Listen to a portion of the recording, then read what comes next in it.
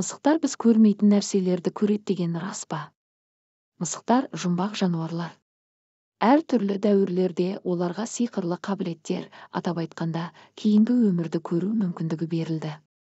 Қазірдің өзінде көптеген мысық иелері үй жануарларының елестерді және басқа да табиғаттан тыс тіршілік иелерін көре алатынына сенімді.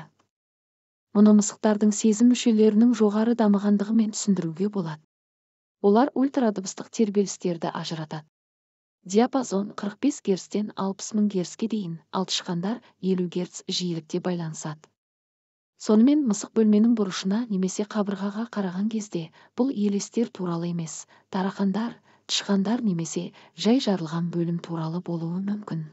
Мысықтар ультракүлгін немесе инфрақызыл сәулелерді қабылдай алмайды, өйткені сәулеленудің екі түрі де линза мен қасаң қабық арқылы сүзіледі. Бірақ оларда вибрисса бар, тактильді сезімдерге жауап беретін жұқа антенналар. Соның ішінде жылуды қабылдау үшін. Олардың арқасында олар ыстық және суық ауа ағындарын таба алады. Басқа дүниедегі құбылыстардың өзі де, мысықтар да оларды бақылай алатындығы туралы ғылыми растау жоқ. Мысықтар өздерін айнадан қалай көреді? Біздің жүнді үй жануарларымыз айнадан өздерін анық көреді, бірақ олар мұны түсінбейді. Ғалымдар жануарлардың психикалық деңгейде өзін-өзі тануы, яғни өзінің менін қабылдауы жоқ деп есептейді. Сонымен мысықтар үшін айнадағы көрініс иіссіз және дыбыс шығармайтын басқа жануардан басқа ештеңе емес.